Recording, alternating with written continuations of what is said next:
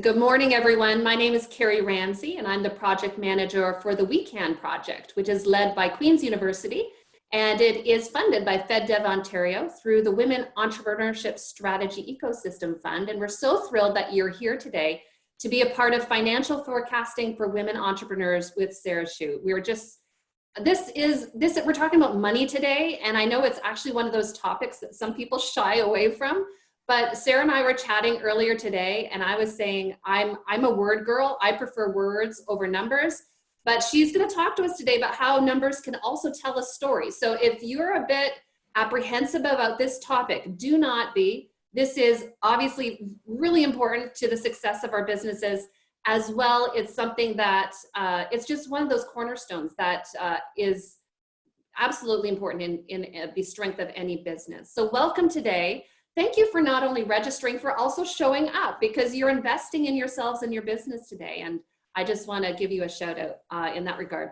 We are recording today's session. So once Sarah gets started, I will put my email into the chat, and anyone who would like a copy of the link, I will send that to you today as well. It probably won't be till the afternoon, but we'll get that to you. So definitely sit back.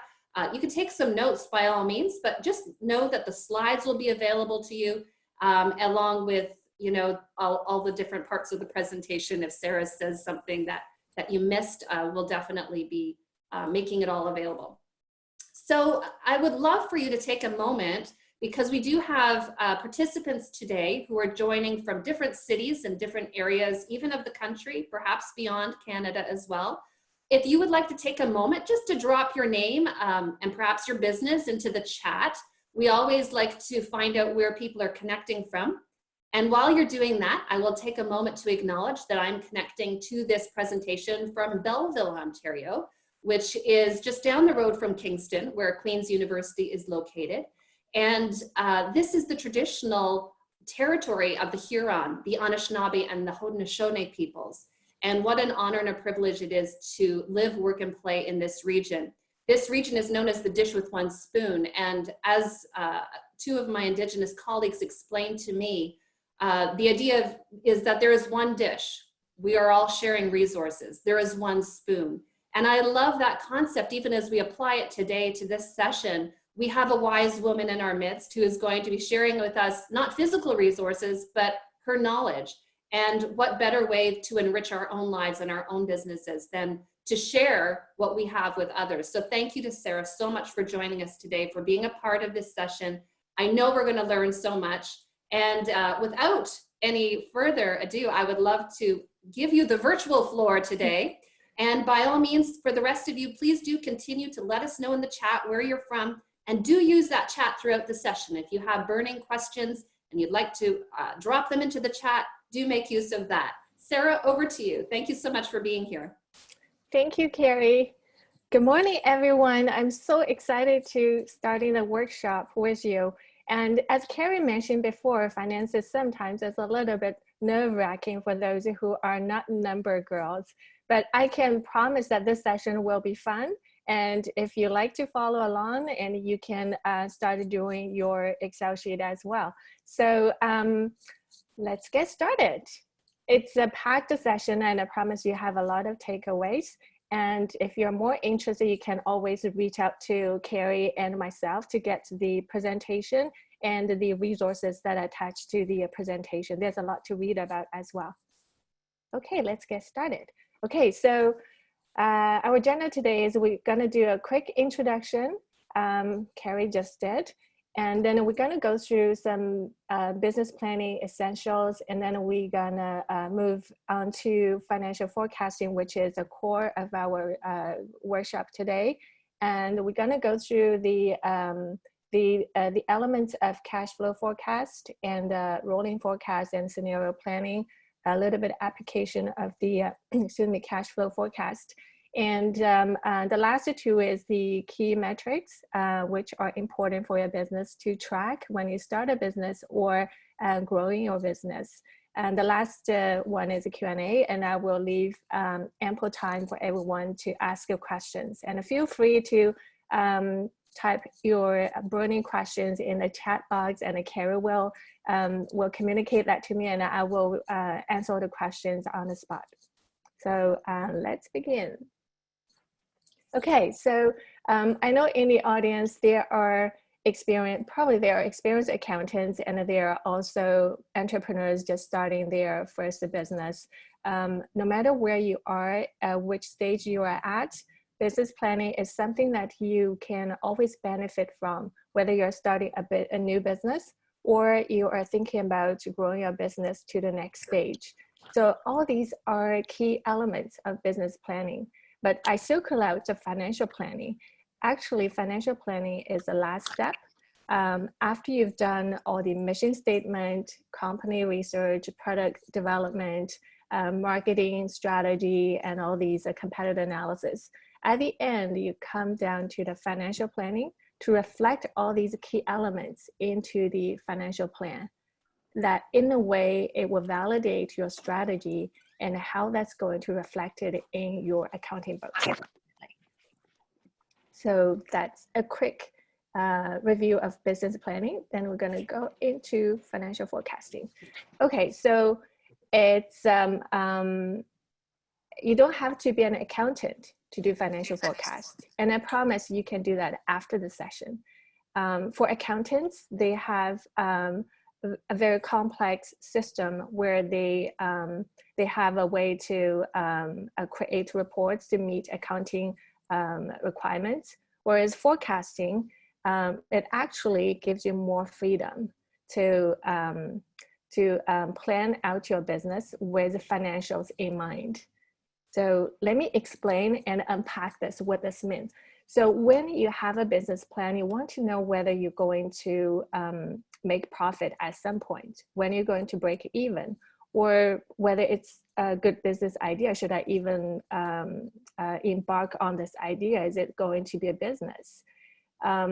When you think about all these questions, actually, the financials that are related to the business planning is reflected in the financial planning. And forecasting is providing you with a window into the future to allow you to envision how your business is going to grow and how these financials are going to play out along the way. Whether you're going to at what point you're going to break even, and at what point you're going to make a profit or positive cash flow. So for new business, for a new venture, to plan out your business, keep the financials in mind, and this is the last step for you to validate your business ideas. It also helps you to predict how business is going to perform in the future based on your past events and the business insights. So I'm saying that for those who have experience in growing your business, if you're in the second year or third year of your business, you've gained experience from the past, and you know how the business is going to trend in the upcoming years. Some seasons I'm going to get more customers, and other seasons I probably see a slowdown. So you have that pattern in mind based on your historical experience, and that informs your forecast into the future.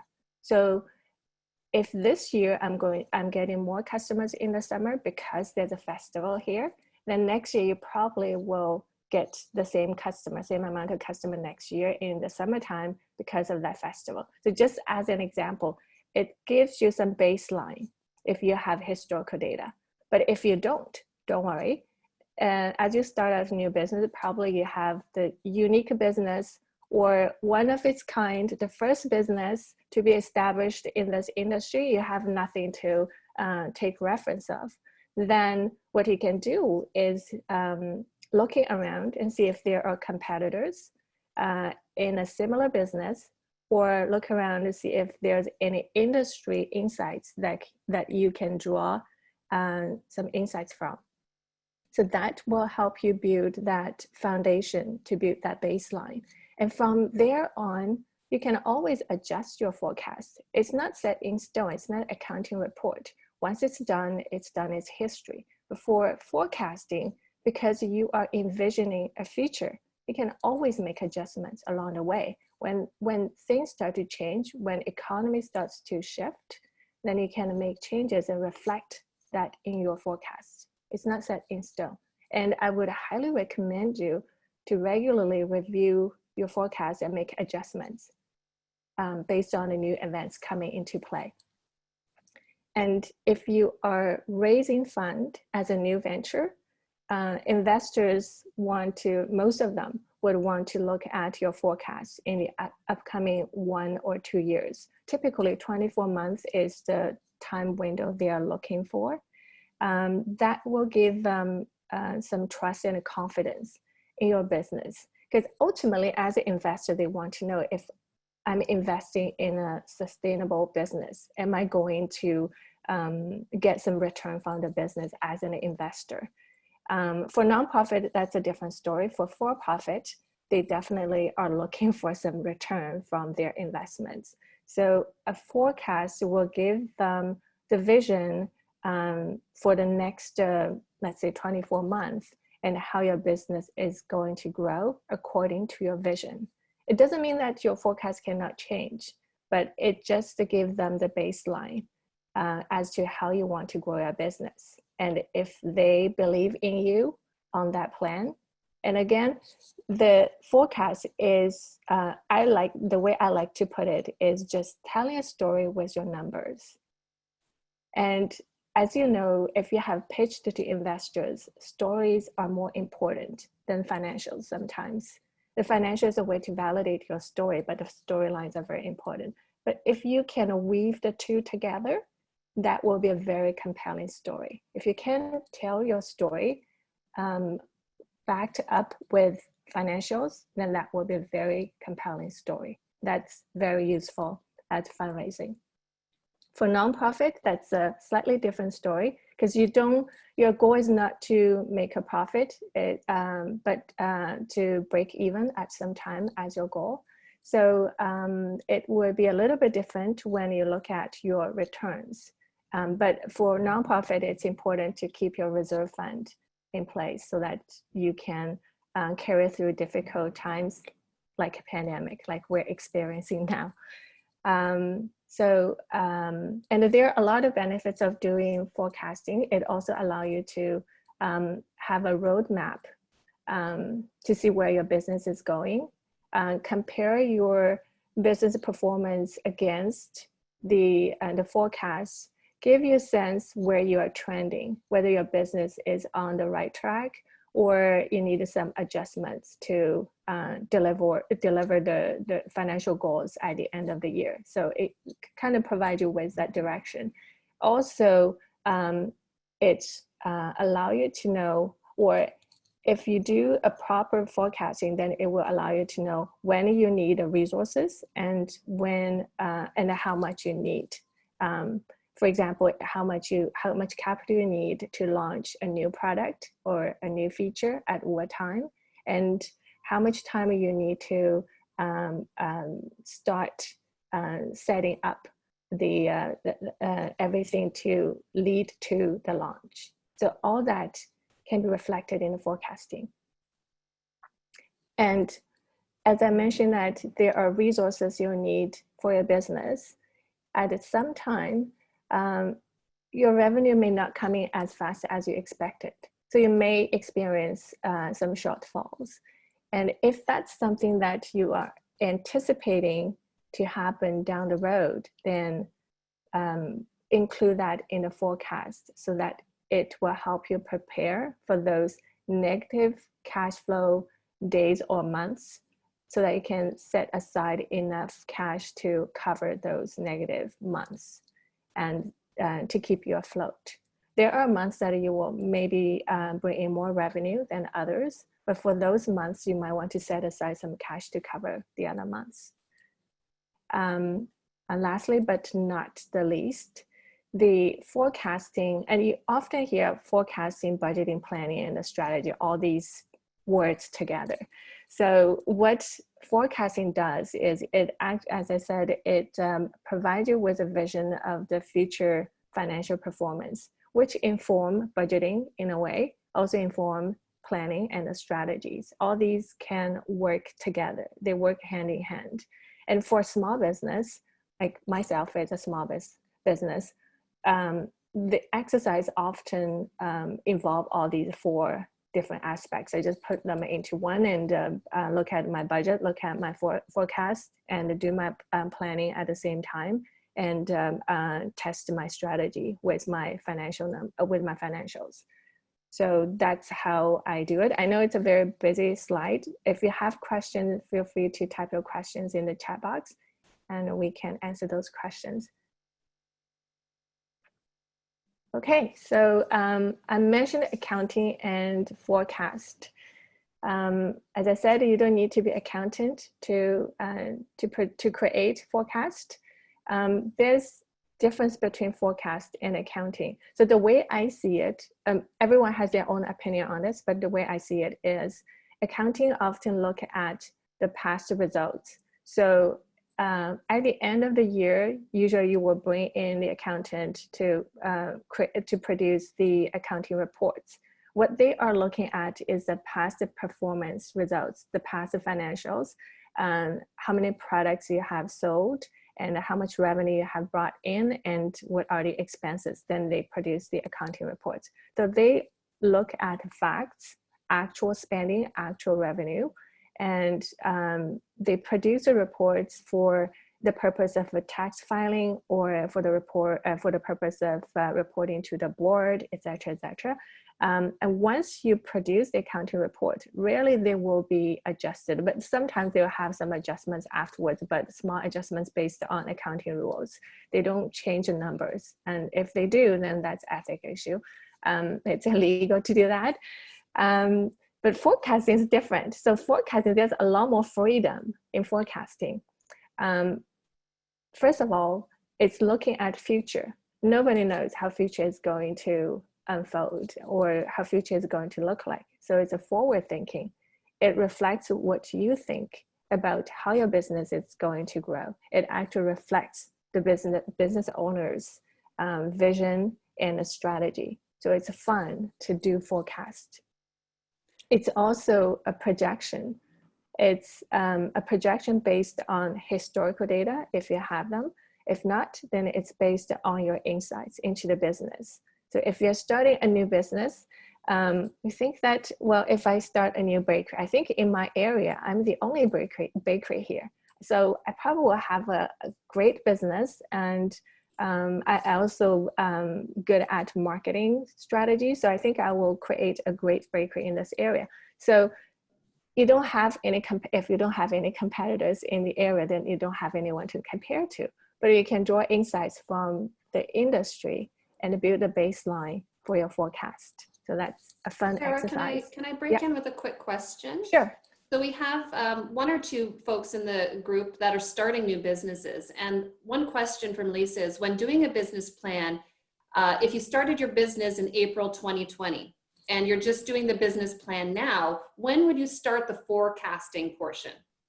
The forecasting portion, once you complete your business plan, the last step is to do your forecast. In a way, it validates your business strategy. And if you have if you have started business in April, you might have some data to draw insights from. So if you are running the business long enough, you start to see a pattern, how the revenue changes over the months, and that will inform you for the forecasting. Does that so answer? If the business wasn't existing and let's say it hasn't started, when would you start that for? Is Lisa, you can go ahead and unmute yourself if you want. Was that the gist of your question? What month to start that forecast? So what I envision the forecasting, it's January, February, March, April, May, June. I started my business in April.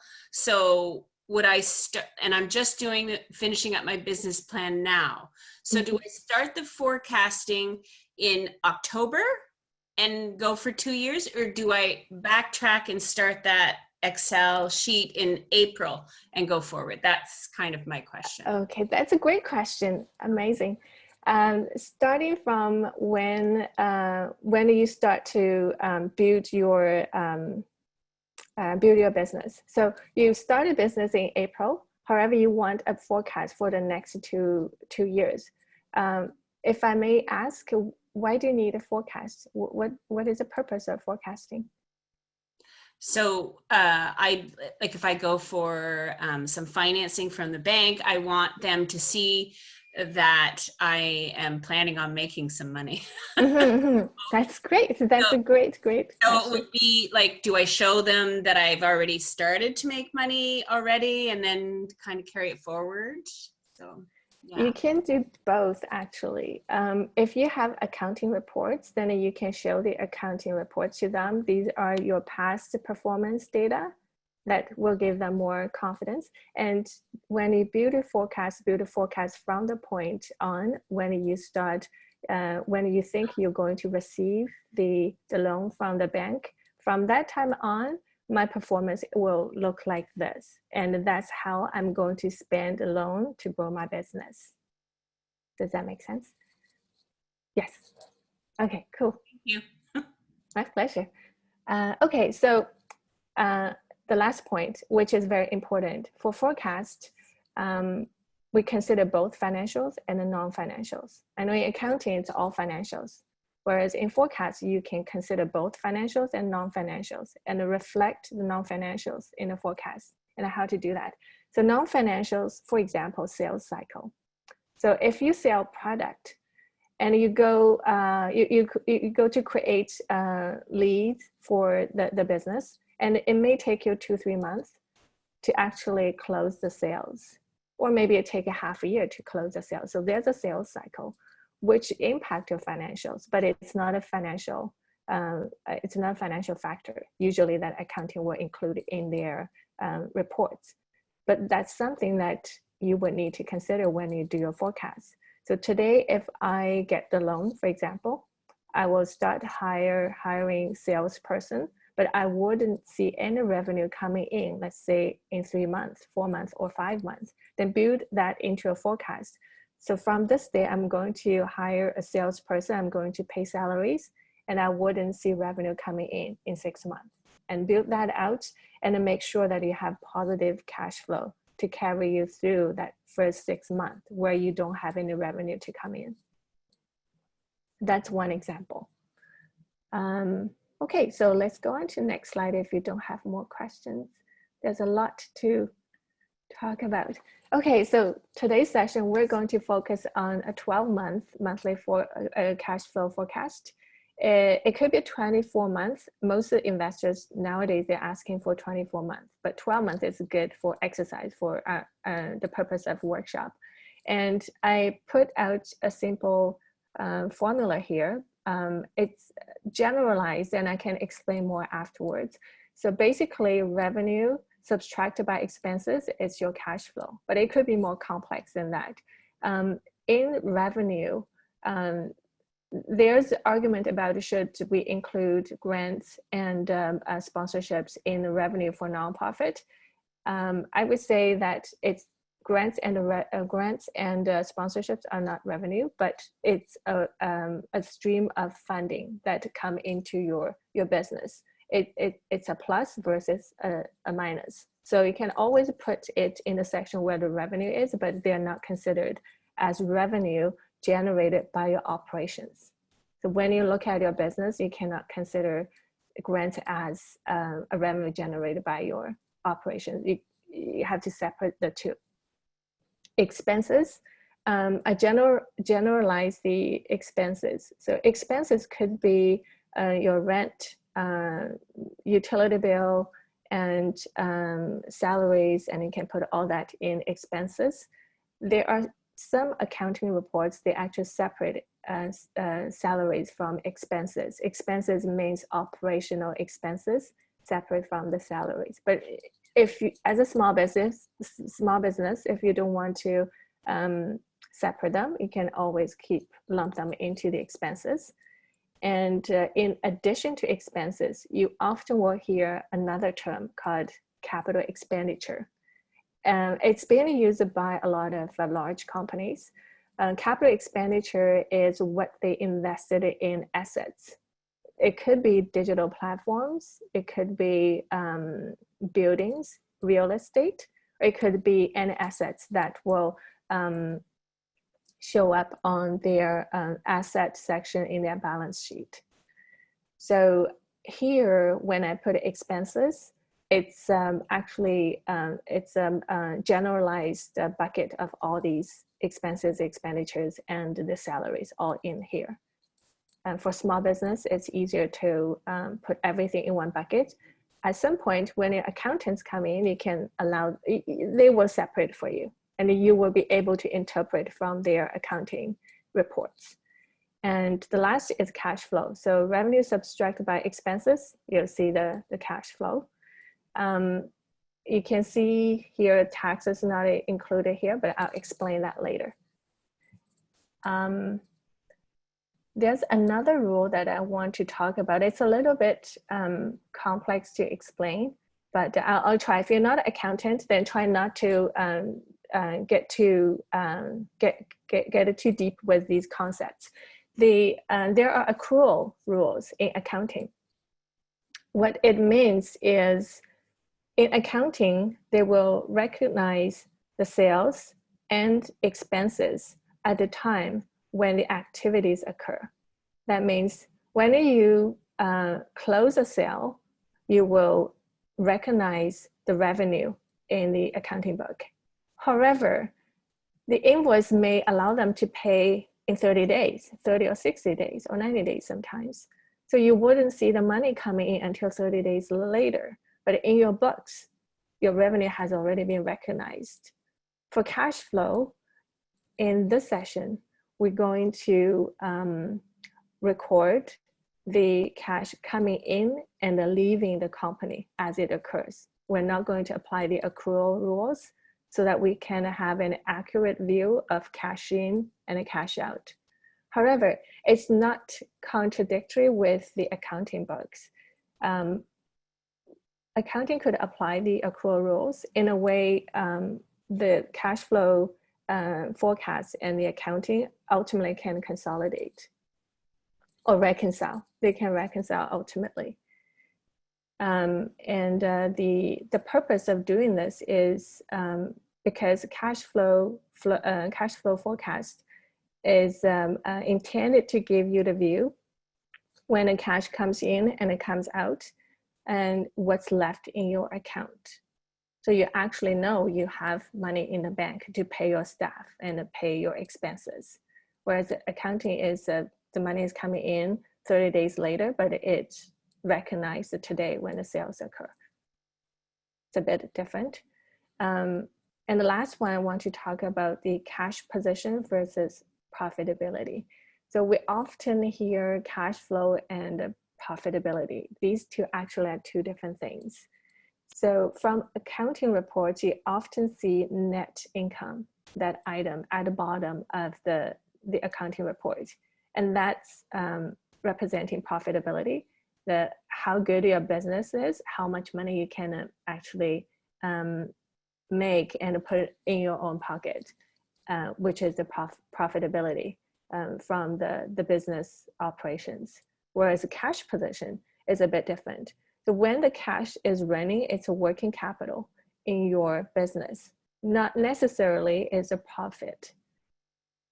The money that's running your business could be the revenue coming in, or the grant, or the venture fund coming in.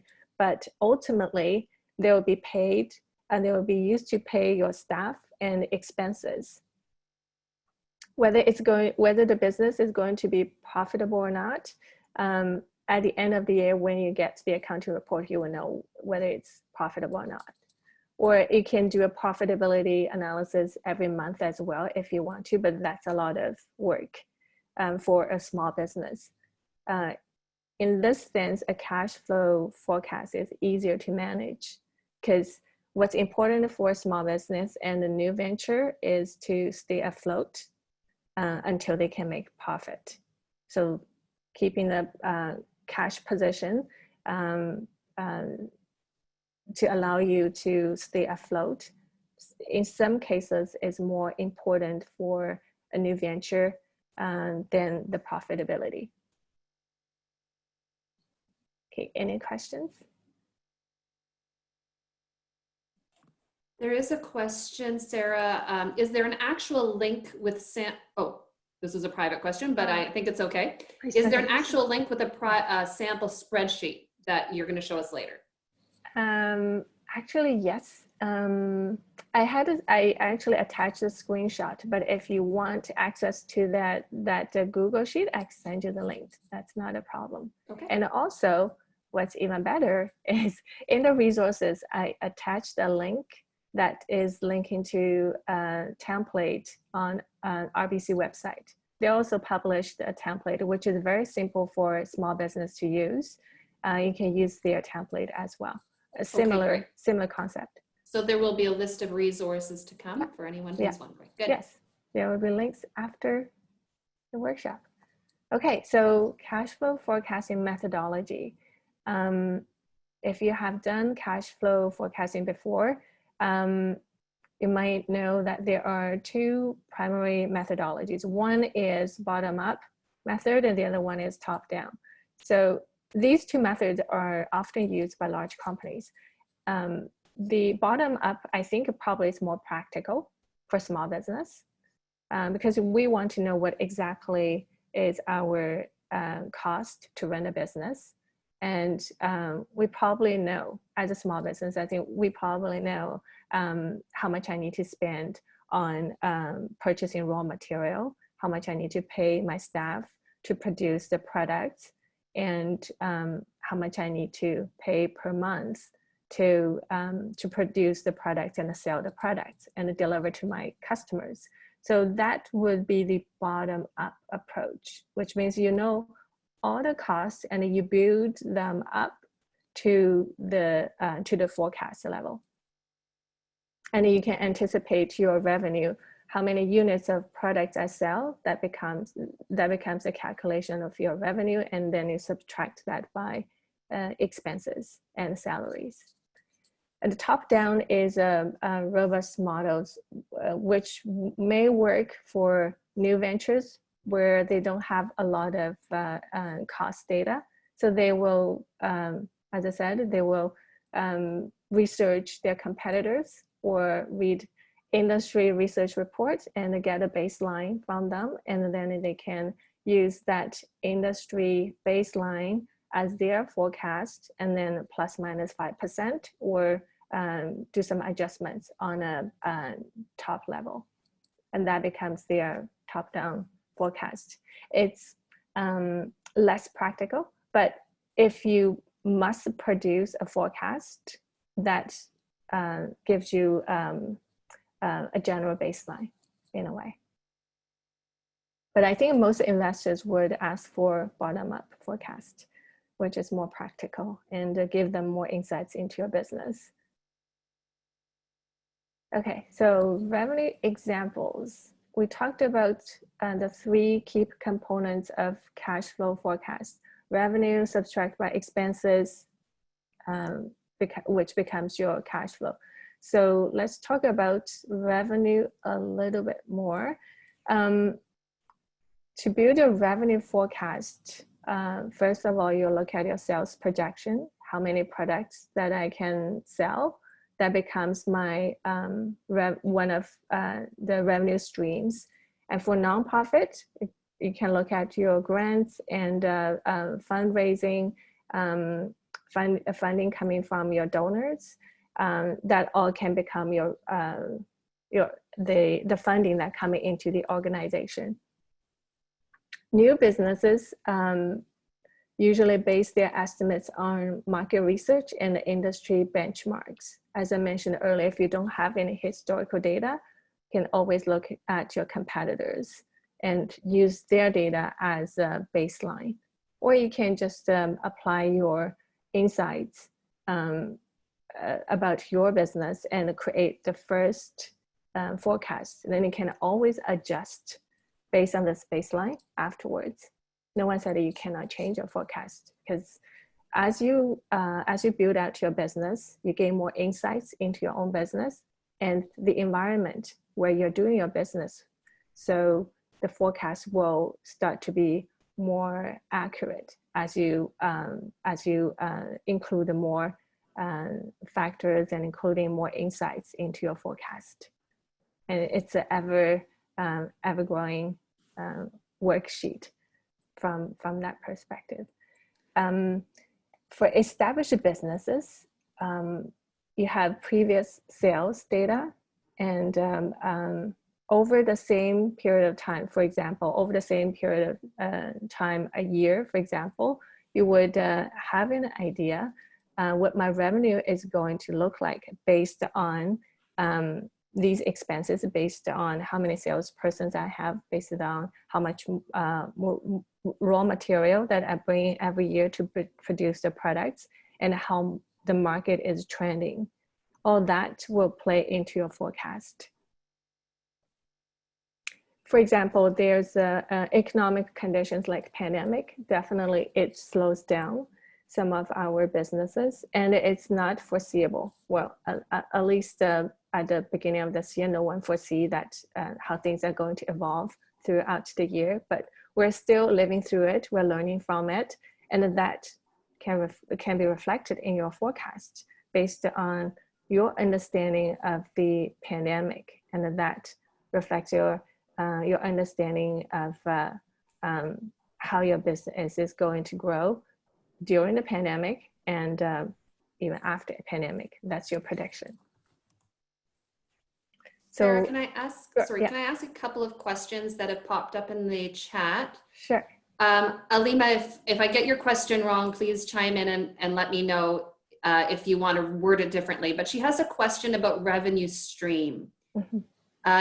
And she's saying, is it revenue only or recurring charges or sales units in the or unit sales? Okay, so that's a good question. So hope I understand the question correctly. So sales projection, you would project the number of products that you're going to sell, and times that with the unit price that gives you the revenue, correct? So sales projection is a component of the revenue projection, and you can have multiple revenue streams, like a lot of social media companies. Facebook revenue streams is not only coming from their social media platform, actually it's coming a lot from advertising and analytics that they're doing for other companies. So you could have multiple revenue streams. Okay, so Alima, if that answered your question or not, just let us know in the chat, or if you'd like to chime in. There is another question as well. Oh, I lost it. There it is. As a new venture with a non-sustainable and customized product, all of our projection is based on competitive data. Okay. How accurate and close are these forecasts usually? How accurate is it to base your projections, in other words, on competitive data? When you don't have any data, and that's probably the best you can get from your research. But when you start your business, you will know that there's unique conditions for your own business. So the baseline that you built with the competitive data could change. You don't have to stay with the same baseline if that doesn't work for you. It's forecast for your own business. You can make adjustment based on your understanding of the business once you launch your business. Narji, did that help answer that question accurately, or did you have more further questions on that? Go ahead. I think I answered it. That's very clear. My question is like, as someone who started her own business, when you did your financial projection at the beginning, when you had your business plan, and after a while, maybe after a year, you're looking back at them and like, how close are them? Because like we are actually doing it right now, and like we don't know, because so many things might change, right? Correct. Document. Yes, correct. So then let's speak to another aspect of the forecasting. When you start a business, you don't have any historical data, so you apply the competitive data or the industry data as a baseline for your forecast. But a year after, after you launch the business, you have some historical data to adjust your forecast.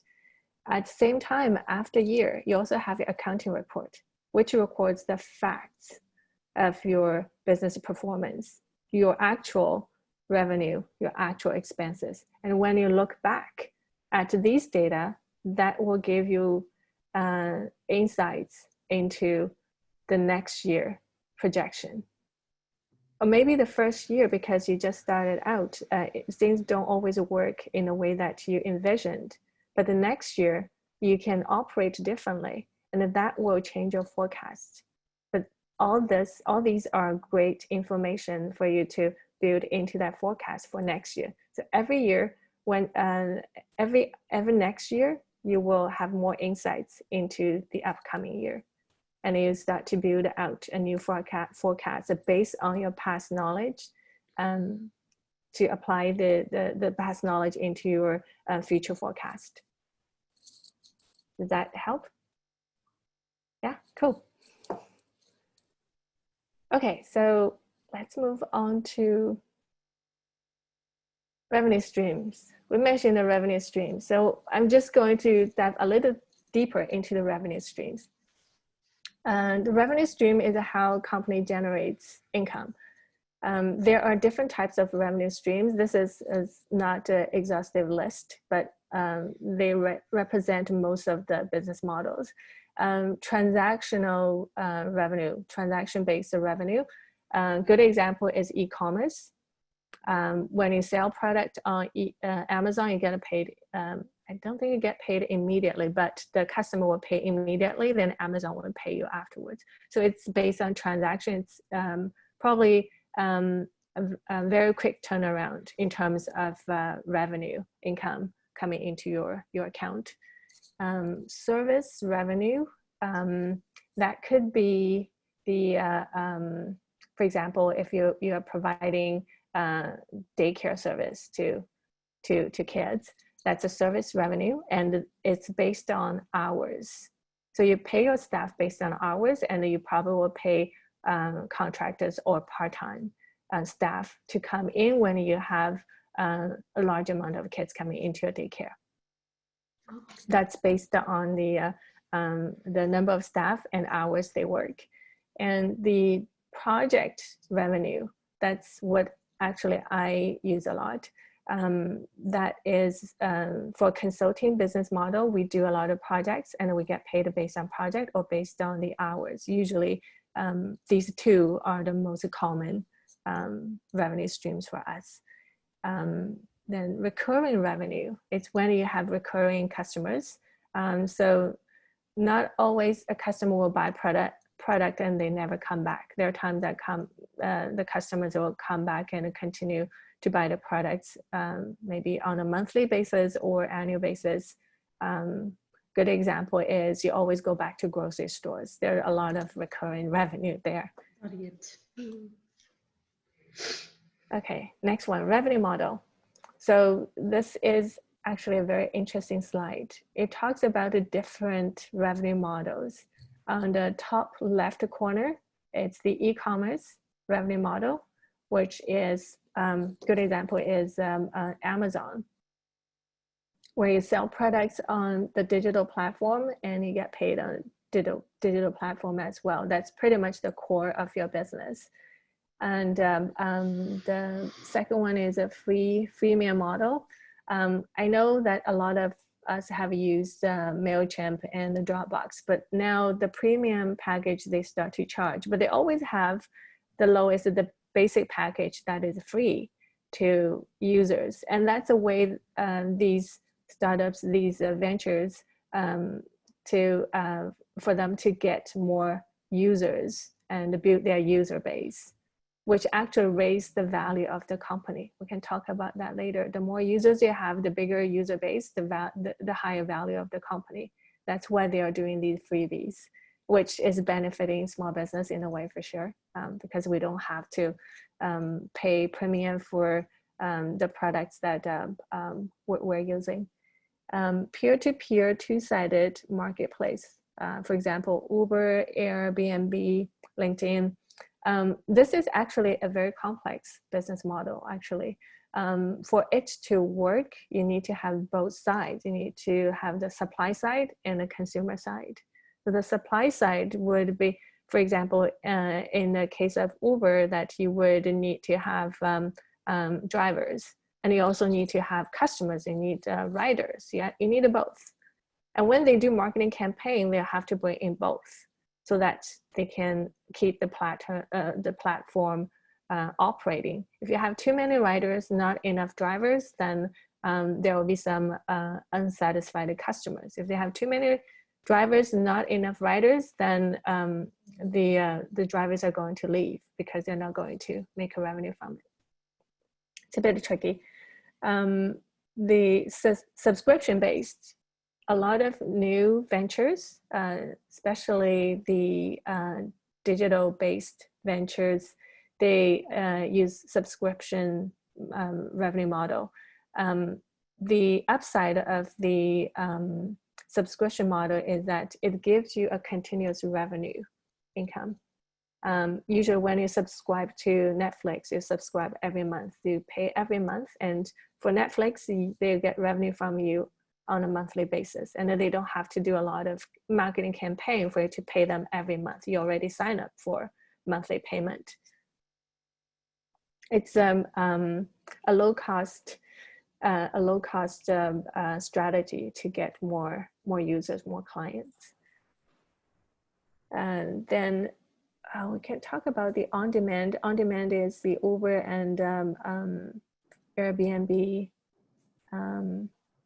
This is depending on the riders. So it's on-demand service. Hidden revenue generation, Google and Facebook, yes, they do have a lot of hidden revenue that we don't know. They do analytics at the back end. They also provide probably IT services and other services to other companies that we don't usually know as users. Ad supported, yes, a lot of digital platform have ad revenue as revenue, and open source model. And this is the model that we don't get exposure to as often. Red Hat and GitHub. It's quite popular within the tech community. You can find a lot of them. So this is just a quick overview of different revenue model, and you can find out where your business sits and where your business is at in terms of your revenue model. And it could be a combination of all these. You could have e-store. You could also have a brick and mortar store. You could have, for example, the apparel business, the clothing business. They have the in-store purchase as well as the online purchase. And a lot of businesses are diversing their revenue models. Sarah, just before you go on, thanks. Okay. You answered one of the questions that was in the chat already, but there was one that just came to me privately, which regarded the competitive data, and I just have to find it again. How would you get financial information from another similar company if their financial statements aren't public? That's a good question. For private companies, they don't publish their accounting data. They don't publish their accounting reports. That's tricky. Maybe find another competitor or another company in the industry that will allow you to have access to their accounting reports. Some of the public companies, they will publish their the accounting reports. They'll publish their quarterly reports, annual reports on their website or to their investors. So you may be able to find a way to get access to those reports. If you are a new venture, there's a website called Crunchbase. You can go on Crunchbase to look up for some information. They post a lot of venture data on Crunchbase. Okay. Okay, if we don't have more questions, we'll move on to expense examples. Okay, so expenses, most of the business have ongoing expenses, which is operational cost. For example, salaries, rent, insurance, if you have a work vehicle and vehicles, advertising, marketing, accounting and legal, these are ongoing costs for most of the businesses. And for businesses that produce and sell physical products, then they need to purchase material and package the products, then delivery, transportation, insurance, commissions for salespersons, and the direct labor costs used to manufacture the product. All these are the costs that going into producing the goods, producing the products. And I will explain a little bit more about the direct and indirect cost afterwards. For startups, there is actually a lot of cost related to startups: legal, accounting, insurance for sure, and maybe you want to set up a new office, then furniture, equipment, and supplies, office supplies, advertising, marketing for sure. And sometimes you need to obtain permits to do business in specific regions, and that's a cost as well. And if some of you are going to apply for patent, then that's another cost, legal included in the legal cost. Also that you need to set aside the cash that required for you to build the business until you can collect payments from your customers. So in this case, there will be venture capital that will come in and allow you to build your business, whether it's a digital platform or hiring new people or do a product prototype or design. That cost, it will cover you through that period until you can launch your product and make revenue from the business. And the leasing cost of properties and the plant and equipment, that's for manufacturing-based businesses. For startups, any questions here? Okay, no, okay, so we all know about expenses. Okay, cost structure. I just want to quickly mention the cost structure, fixed and variable cost. You hear this a lot in business. What is fixed cost and what is variable cost? And it's just a lingo that people use at meetings and a lot of publishing materials. So the fixed cost usually is referring to salaries, rent, insurance, utilities, property, taxes that doesn't change when you increase the volume that you produce, or it doesn't change regularly as you start producing more products or started to scale up in some cases. So you could have 10 team members on staff, but at the same time, you can increase your productivity with these 10 people. You can, today you produce 10 products a day, but later on you can produce 50 a day when you ramp up to your full capacity. But through all the time, your fixed cost is the same, but your variable cost will be different. The raw material bringing will be different. And the variable cost usually is referring to the material, direct labor that is involved in the production, packaging, delivery, shipping, sales commissions, and the marketing expenses, and the travel and the hosting usage, and all these costs that go into the production of the product in most of the cases. Sarah, there is a question, Sure, go ahead. Which I'll pop in. For the accounting report data, how many companies' data should they research? Tatiana, I don't know if you want to add to that, but that's Tatiana's question. That's a good question. That's actually a good case that you can find more than one company's data that you can research on. I would say that for research purpose, take maybe a few, 2, 3 companies to compare their accounting data and see if they can apply to your situations. They don't always have the same business model as yours. It's up to you to make that judgment call, which part of their accounting data that I can use to build my own baseline. Tatiana, does that help? Did that help? Yes, thank you so much. Cool, my pleasure. Okay, so if there's no questions, then we'll move on to the next slide. Okay, direct and indirect costs. This is the fun part.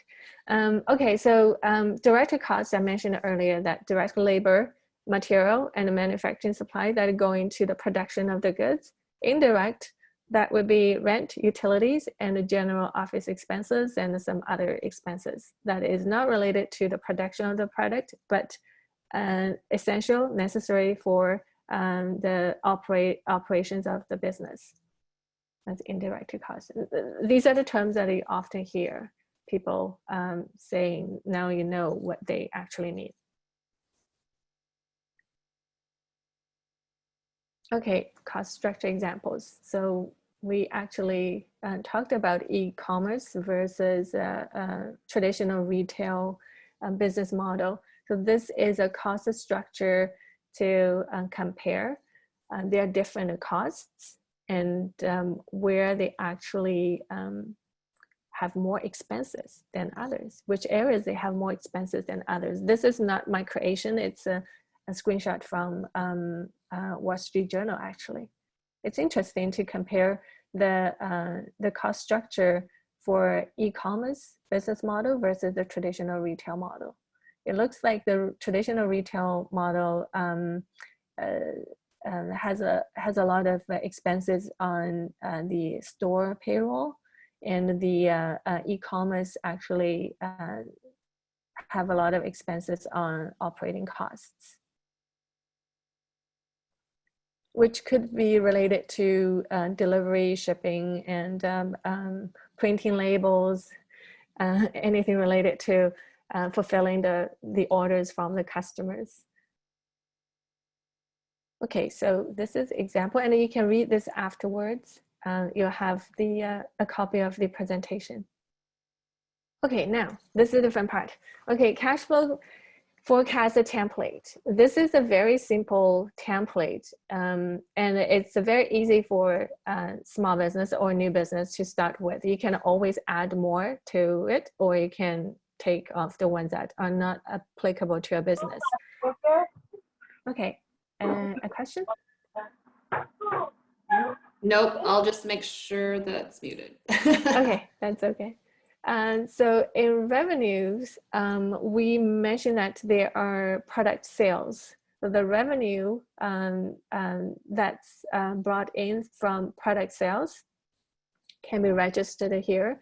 And if you have a service sales, services that you provided to your customers that will bring in revenue for you as well, then you can list it as another line item.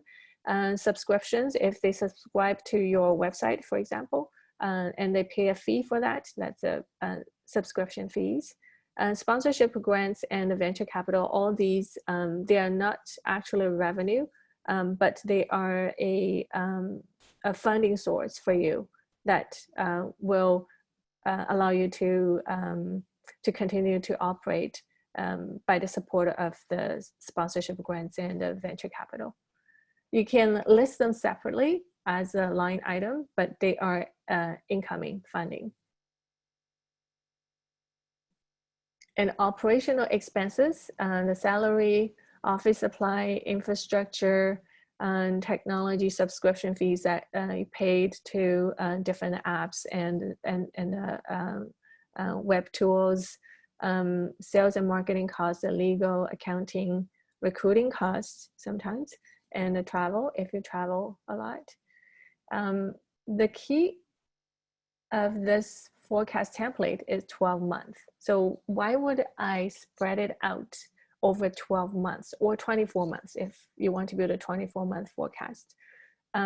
just think about if you have 2 big containers or 2 buckets, and you have different amount of water in 2 buckets. When you pour one to the other, it takes a lot of effort to get an equal amount of water in both buckets. But if you have smaller cups, if you have 12 different cups, and if you pour one to the other, it's much easier to make the water at equal volume in each cup. So that just makes it easier for you to make adjustments if you divide the forecast into 12 months. And it also allows you to see problems faster, because you're looking at every month and you do a quick check every month. Some problems will occur during the month, and if you don't look at it within the month, it will start to become a much more serious problem. So that helps you to check your forecast regularly and your actuals regularly, and discover the problems early on so that you can prevent the problems to growing bigger. Okay, any questions here on the template? Okay, then one thing I want to mention here is the financing. So in order to get to the cash flow, if you have loan payments and a line of credit payments, then subtract that from your revenue, your funding source, that become your cash flow.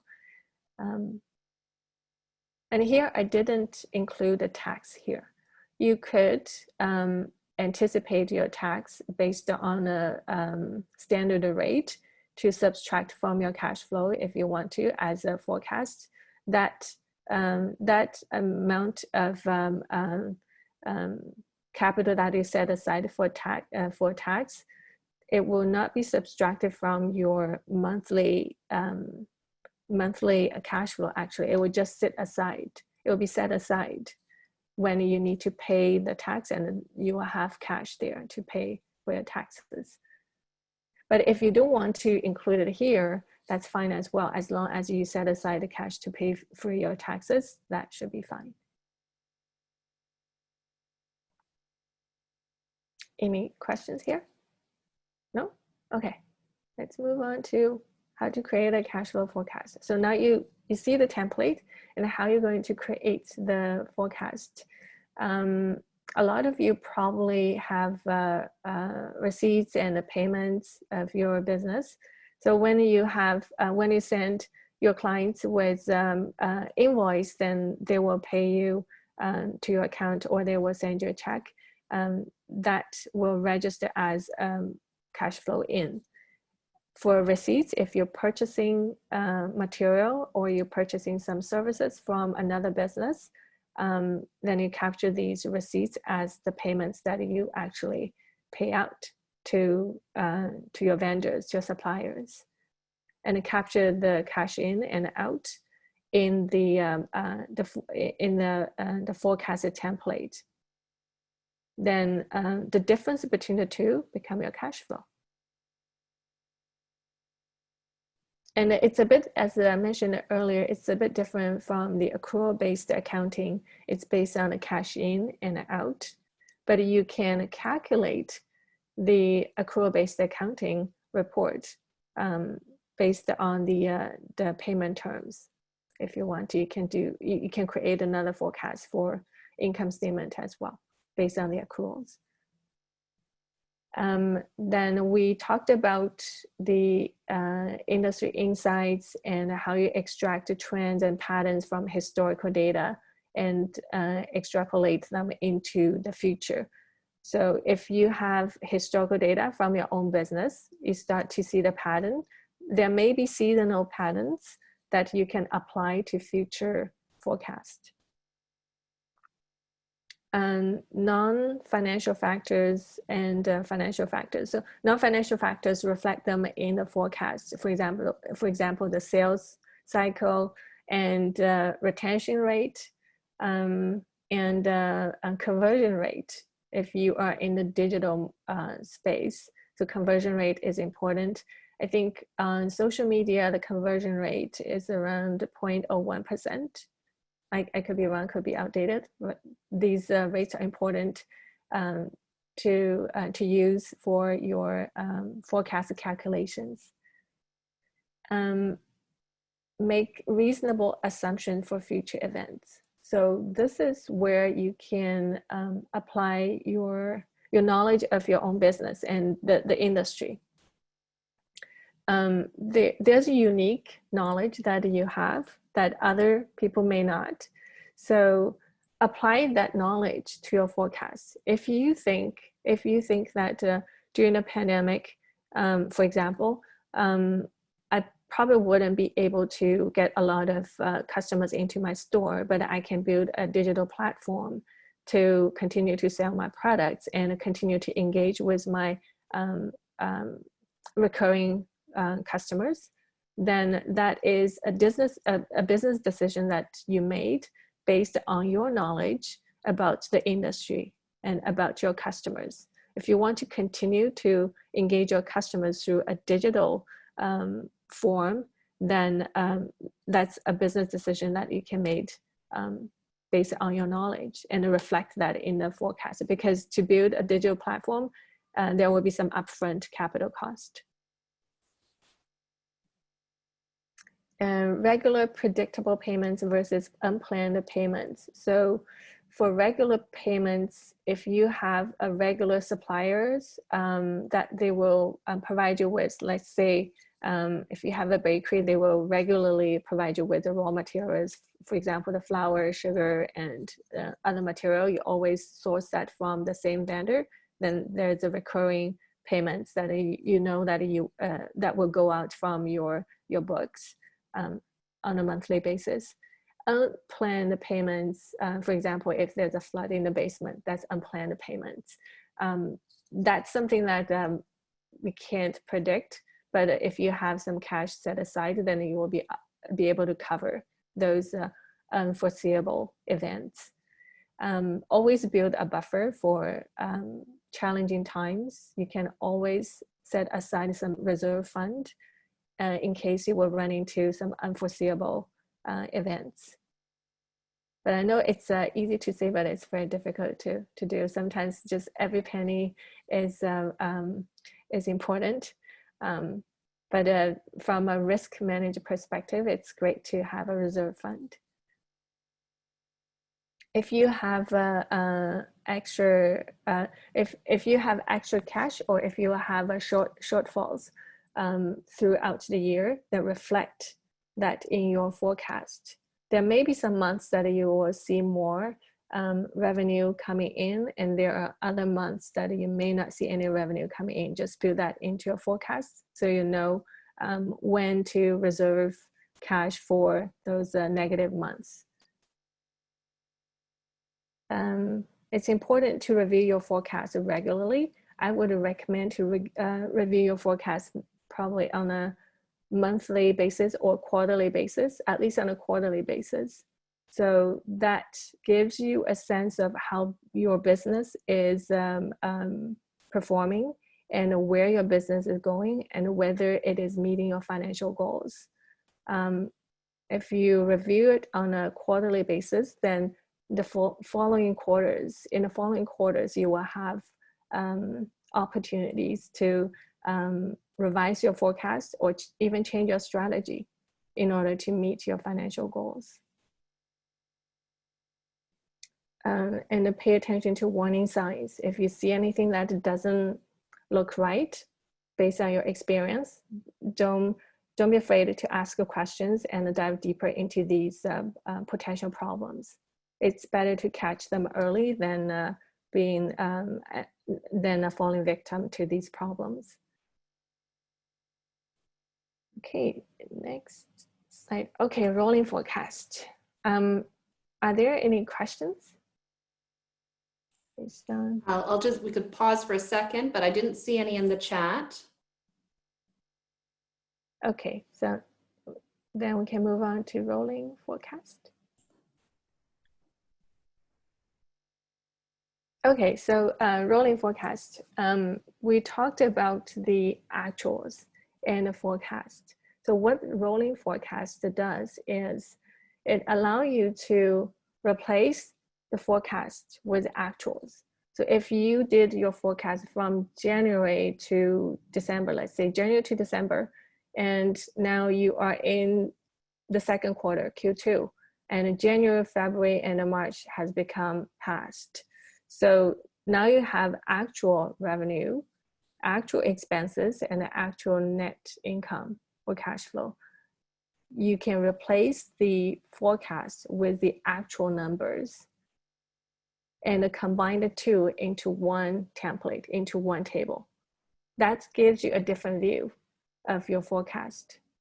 So once you replace the forecast with the actuals, it's the actual reflection of your operations in the past months. And you can compare that to your original forecast and see if you are actually meeting those goals. If your forecast is accurate estimate based on the actuals that's coming back from the actual operations data. That will lend you some insights into the gap between the forecast and the actual operations. And that can inform you for future forecast. So if you know that the forecast is always too optimistic or too pessimistic, then you can adjust your future forecast to make it more accurate. But the goal of forecast is not to make or create an accurate forecast. The goal of forecast is actually show you the trend and reflect your vision into your forecast. It's actually showing a direction. It's not really getting to every penny is the correct to every penny as the goal of your forecast. The goal is to give you direction and see if, and help you see if you're on track to the right direction. That's a really good point. There is a question Leah is asking. She runs 2 businesses. Should she keep separate? Should she keep them separate, or should she put them together? I think she's speaking financially here. That's a great question. That's a great question. I love this question. I actually went through this yesterday. If these 2 businesses are different businesses, if they are 2 separate, 2 different businesses, then keep 2 different forecasts, because if the business models are different, then the nature of the business is different, and how the business perform, behave are different, then keep them in 2 separate forecasts. But when you do your accounting, at the end of the year, when you bring your accountants to look at your profitability as the overall profitability of your 2 businesses, then you can combine the data together. But if you combine them now, then you don't have the insights for each business. It's just too, it will be just too mixed into one lump sum forecast. It doesn't give you an insight for each business. Doesn't serve you as a directional document. What if you have one business with 2 revenue streams? Are you going to create 2 separate forecasts, or one forecast which includes the both revenue streams? You can do either, actually. You can create a forecast with both revenue streams. And if these 2 revenue streams are very different, let's say if they are, one is product-based, selling products in store, the other one is online shopping. They're 2 very different business models, so you can separate them in 2 different forecasts. Ultimately, you can consolidate them into one to give you the overview of your 2 business streams. But for the purpose of forecasting, you can keep them separate and eventually you can consolidate them in an accounting report, for sure.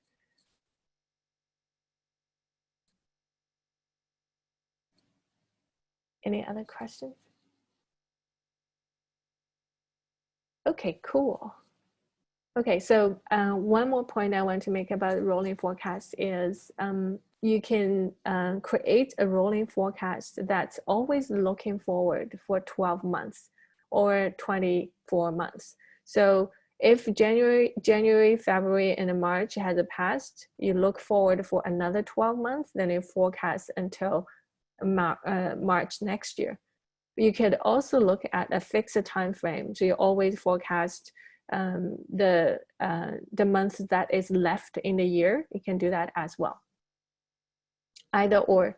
I think most investors will want to see the rolling forecast for the next 12 or 24 months. You just keep forecasting for the next 12 months. And why that's important? It's because when they are giving you capital, they don't give you all the money at once. They give you in tranches. So they probably give you 1/5 of it, 1/4 of it every quarter. So the purpose of doing rolling forecasts, that will allow them to know where you're going to spend the capital that they are giving you, whether they are delivering the results that they wanted to see from you, and are you delivering on your promises to them. That if you say that I'm going to spend this 200K on launching this new product in 6 months, and your forecast is showing that, then after that 6 months, they want to see if you actually launched the product.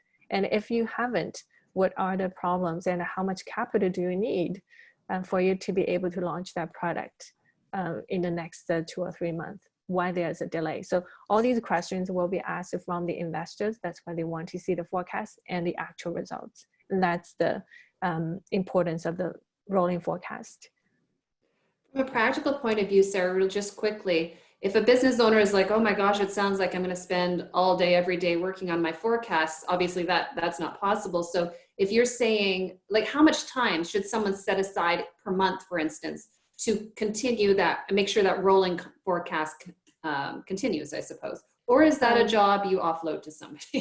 That's a very good question. So for rolling forecasts, because in the forecast that we're talking about, we're using the actual money and the money out. We're actually not applying a lot of accrual rules. So you can work with a bookkeeper to keep your book clean every month, and don't wait until 5 months later and then got all the receipts and the payments and you have to sort all of them through. You can set aside maybe half a day probably, and to look at your financials, and also do some strategic planning.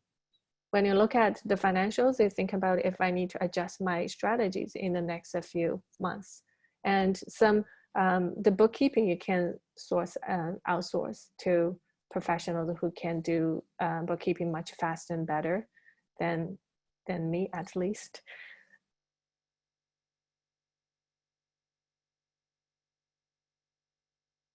Okay, any other questions? Yes, Sky has a question. What are your thoughts on something like QuickBooks or HoneyBook compared to using someone versus doing it yourself? QuickBooks, and actually there are QuickBooks, HoneyBooks, and FreshBook, and Wave. There are a lot of software out there, and I actually use the QuickBooks and the FreshBooks myself. They are integrated with accounting rules, actually. So they actually offer invoices, sales projection, and some receipts recording as well. So there's another software called Xero, which provides you with a simple way of capturing your receipts through their app. There are a lot of software out there. You could do the forecast in these tools, but you also can do that in Excel sheet if you want to. Either way, in QuickBooks, I think they have a way to compare that with the actuals. They can compare the actuals with their forecast. But I've never used that function to compare the actuals with the forecast. I prefer to do forecasting in Excel because I can make changes on the fly. It's up to your preference.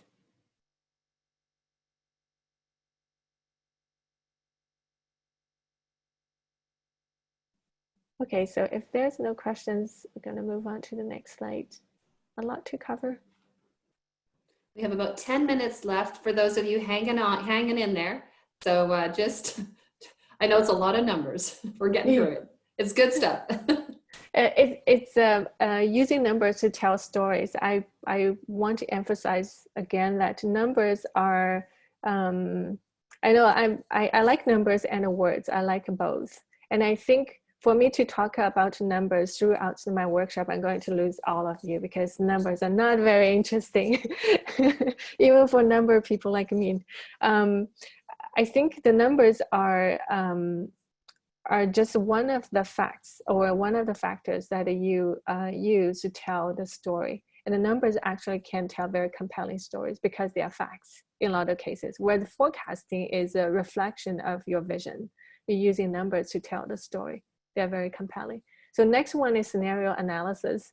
It's even more, actually, more about storytelling than numbers.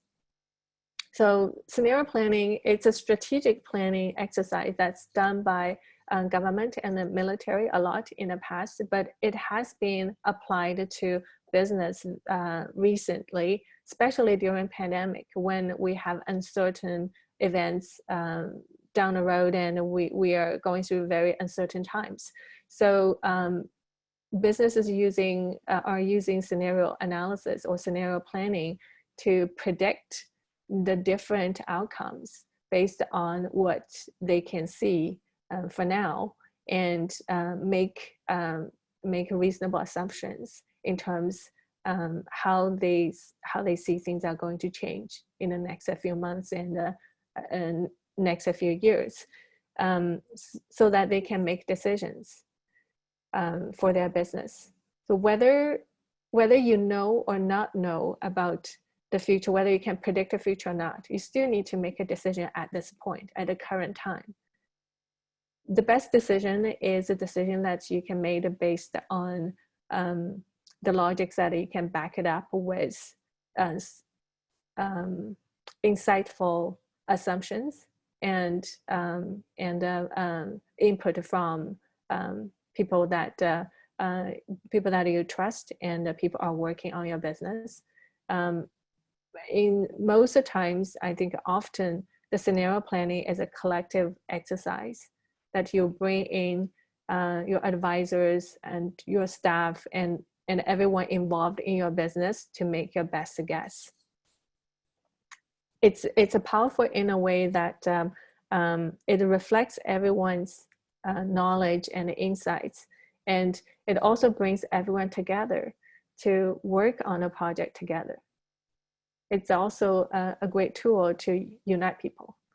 So for scenario planning, typically you create 3 or 5 scenarios. More than 5 scenarios, it will be difficult to manage. Usually for 3 scenarios, you create an average scenario, which is expected scenario, and the best scenario and the worst scenario. Everything else is going to trend or is going to fall in between best and the worst. That's the principle, that's the ideal way of doing the scenario planning. There are many different methods of doing scenario planning, but this is one of the basic ways. Okay, I will share an example. Actually, this project I just closed a few weeks ago. It's a very interesting project. As we know that during pandemic, there are a lot of uncertainties. And this is actually a real daycare that is considering to reopen in September. However, they know that there are not many kids coming back to daycare. At the same time, they have to follow the protocols for the coronavirus protocols, that they need to separate kids into different classrooms, and only I think 5 kids are allowed in one classroom, because the classroom is not, number of classroom is not a problem for them, but separating the kids into different classroom, and each classroom need to have a staff to supervise these kids. That creates more expenses for them because they need to hire more staff and keep more classroom and hire more cleaning services to keep the room clean. It becomes a huge problem for them to reopen because they looked at their reserve fund. Their reserve fund is around 200,000. And if you look at the cash flow from scenario 1, almost by the end of August next year, they're going to deplete their reserve fund because of the low registration rates and because of the extra costs that they need to put into their daycare facilities. It's not the best scenario that they want to deal with. The best scenario is scenario 3, that they get the 80 kids back, which is their full capacity. Then they can continue to ramp up their revenue throughout the school year. The scenario 2 is their minimum scenario, which requires 30 kids to come back, which they are not going to get in the September. So the actual scenario is worse their minimum scenario, worse their worst scenario. It's not the best scenario for them to deal with in this uncertain time. But they found a way, actually. They actually found a way to stay open in September. I was very surprised to see how they did it. They actually tapped into the CEW, the subsidy from the government for the pandemic. They also tapped into subsidies from the government for daycare facilities. So that is enough for them to keep open throughout the year until the end of the year. But next year will be a different story. So next year will be another scenario planning exercise to decide whether they're going to stay open and how they're going to open. What are the strategies? That's an interesting scenario study. Okay, so last slide.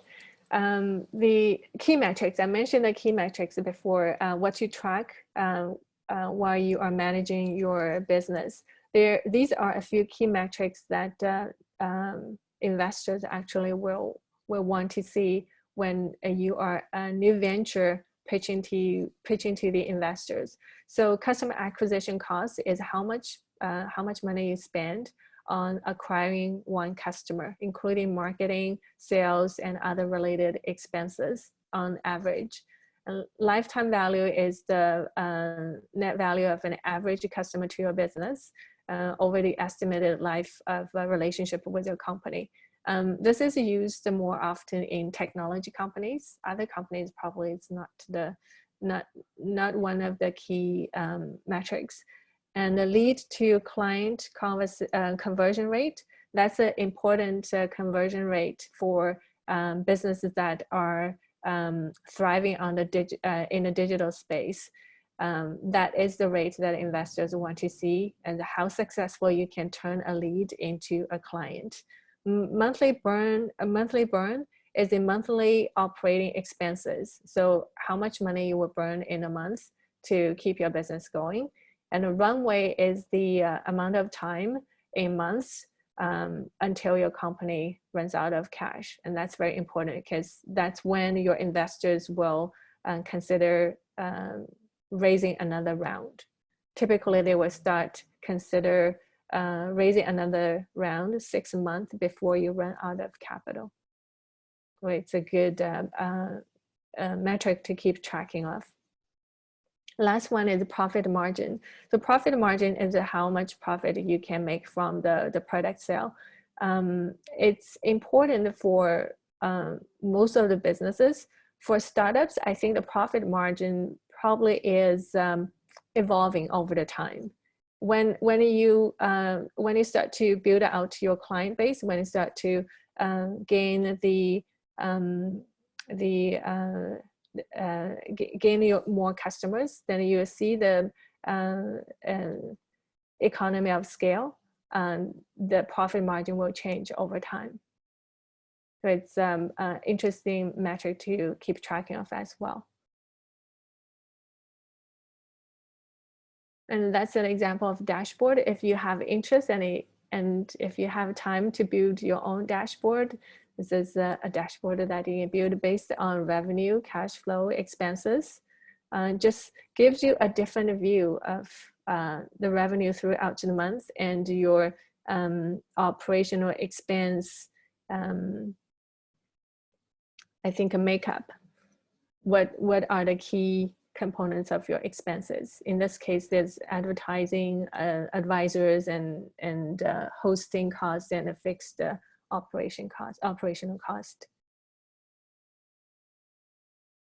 And these are useful tools. If you have time, you can take a look at the presentation afterwards. We already talked about QuickBooks, FreshBooks, Wave, and SAP has a small business version as well. Another forecasting tool is called Futurely, and they started helping online fashion outlets actually. And they have a quite comprehensive model for forecasting, especially if you have inventory. Then Float is another forecasting tool, and a Runway, Dry Run, they're all great tools for forecasting. Runway and the Dry Run probably a little bit more complex. They require some forecasting knowledge and skill to use.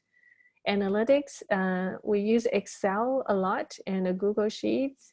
And Tableau is another good reporting tool, analytics tool. I'm sure there are many other reporting and analytics tool out there, and feel free to use any of them. These are just a few examples. Resources. Okay, so these are the resources that I think are helpful for small businesses. So prepare a cash flow forecast, the 4 simple steps. It's very similar to what we are talking about today. There's a template published by RBC, which is fairly simple as well. How to use cash flow planner to manage your working capital. That article provides you with some insights into how you can manage your cash flow. For example, giving incentive to your clients to pay early, and some tips about how to get paid earlier. That interesting article if you're interested. And capital management, why cash flow is even more important than profitability. This is actually published by Shopify. They offered a lot of insights into the profitability versus cash flow. And you can read through that article, and it has a lot of information about how to build cash flow as well. Scenario planning for small business in uncertain times. This is an article actually I published last month, and hopefully it's helpful for small business to get through the uncertain times. And that's it. Fantastic. Well, thank you. Just because we're talking about numbers, I'm so proud that 84% of the people we started out with are still here. Oh, wow. Amazing. I did a quick tally, and I think that speaks to not only the importance of this subject, but also the fact that you did an amazing job of delivering it, Sarah. And I know we just went a little bit over time, but I'm seeing in the chat as well that people are definitely really grateful for that. Do you have another moment or two, Sarah? There's one more question. Sure, yeah, I can stay. For the rest of you who have to drop off, we understand, but thank you so much for joining us.